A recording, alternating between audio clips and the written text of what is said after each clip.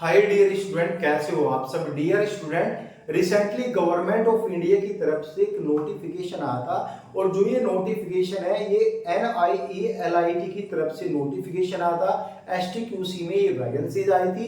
आज हम इस वीडियो में वैकेंसीज से रिलेटेड कोई बात नहीं करेंगे। कंप्लीट ये वीडियो फुल ऑन फुल इसके सिलेबस पर होने वाली है। आपका सिलेबस क्या है, आपके सिलेबस की रिक्वायरमेंट्स क्या है, सिलेक्शन प्रोसीजर क्या है, एंड गाइस इसका नेगेटिव मार्किंग क्या है और एग्जाम सिटी किस किस लोकेशन पे है, सारी डिटेल कंप्लीट इंफॉर्मेशन यहाँ पे आपको इस वीडियो में मिल जाएगी। ठीक है। NIELIT STQC में वैकेंसी पोस्ट के बारे में हम थोड़ा सा जनरल इंफॉर्मेशन यहाँ पे जान लेते हैं। ठीक है। पोस्ट रहेगी आपकी draughtsman C, lab assistant A and B, tradesman B और हेल्पर B। और हम इन्हीं पोस्ट के सिलेबस के बारे में डिस्कस करेंगे। देखो, सबसे पहले हम डिस्कस करते हैं रिटन टेस्ट के बारे में और इसके सिलेक्शन प्रोसीजर के बारे में। देखो गाइस, आपका जो सिलेक्शन होगा सबसे पहले आपका रिटन टेस्ट होगा। रिटन टेस्ट डिपेंड करता है NIELIT के ऊपर कि वो आपका MCQs तो एग्जाम लेगी, लेकिन आपका CBT होगा या फिर OMR सीट बेस होगा, वो डिपेंड करता है। क्योंकि यहाँ पे दोनों चीज दी हुई है। मोस्टली यहाँ पे आपका CBT एग्जाम होगा, 99% चांस है। ठीक है। फिर आपका स्किल टेस्ट होगा। देखो, स्किल टेस्ट आपको क्वालिफाइंग नेचर का है, कोई हाई मार्क्स नहीं लेके आने हैं, आपको क्वालिफाइंग होना है।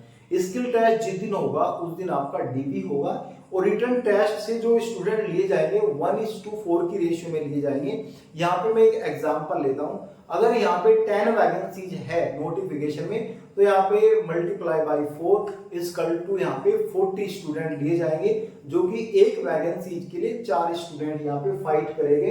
ऐसा भी हो सकता है DP आपका पहले होगा और DP जिसका पास होता रहेगा वो स्किल टेस्ट के लिए आगे फॉरवर्ड यानी मूव होता रहेगा। ठीक है। ये चीजें समझ में आई। बात करेंगे सिलेबस।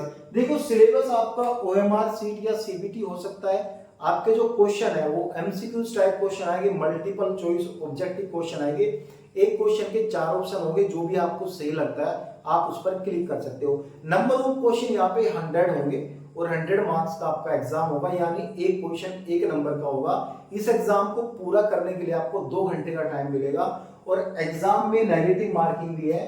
0.25% नेगेटिव मार्किंग यहाँ पे रखी है, यानी 1/4 आप इसको बोल सकते हो। 4 क्वेश्चन गलत करने पर आपका 1 नंबर यहाँ पे काट लिया जाएगा।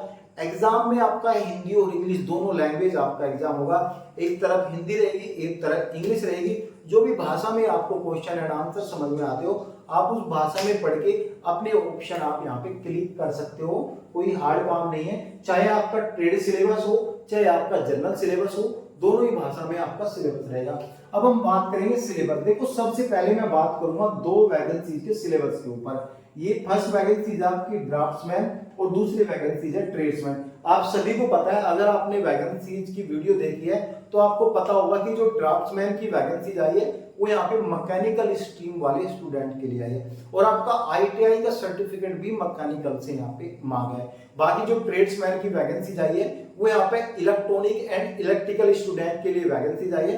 तो यहाँ पे सिलेबस को ऐसे डिवाइड किया है। सिलेबस इसका 2 पार्ट में डिवाइड किया है, part A and part B। Part A जो है आपका स्ट्रीम से रिलेटेड है, यानी अगर आप मैकेनिकल के स्टूडेंट हो तो मैकेनिकल से 70 क्वेश्चन आएंगे।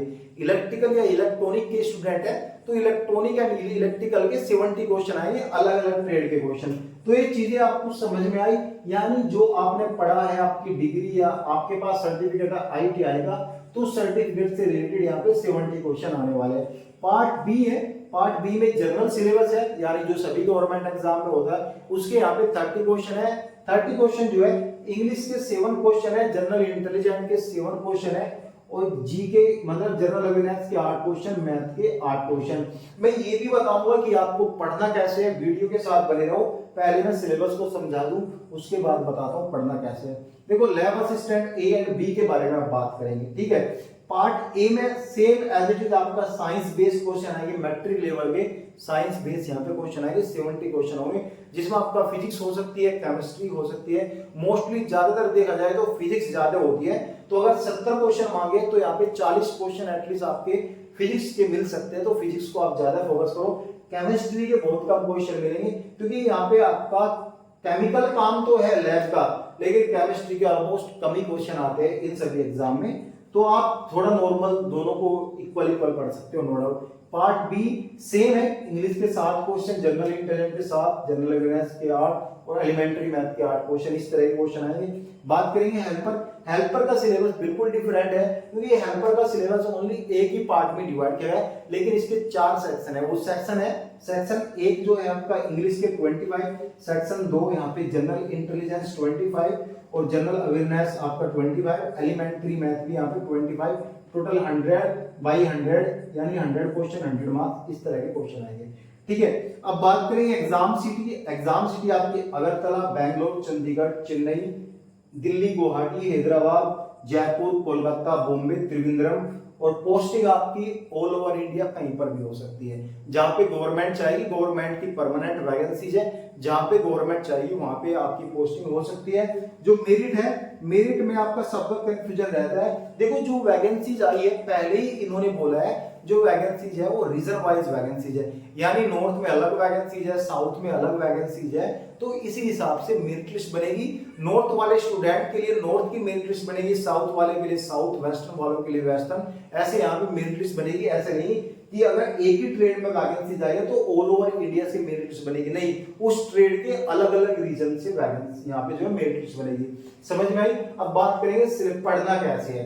देखो आपको ये पार्ट आपको खुद ही कवर करना है। अगर आपको समझ में नहीं आ रहा तो आप टेलीग्राम लिंक के साथ ग्रुप डिस्कशन में जुड़ सकते हो, मैं आपके साथ ग्रुप डिस्कशन करूंगा, आपको समझाऊंगा कि कहां से क्वेश्चन आ सकते हैं। फिर भी कोई डाउट रहता है तो आप कमेंट कर सकते हो। देखो आपको कुछ नहीं करना, जनरल अवेयरनेस के क्वेश्चन छोड़ देना है, ठीक है। मैथ के 8 क्वेश्चन और जनरल इंटेलिजेंस के 7 क्वेश्चन, इंग्लिश के अगर आपने 2-4 क्वेश्चन कर भी लिए, अगर 30 में से आपने 15 क्वेश्चन कर भी लिए, अगर इसके आपने 50 क्वेश्चन भी कर लिए और 15 इसके, 65 नंबर पे जनरल वालों की मेरिट लिस्ट लगने का चांस रहता है।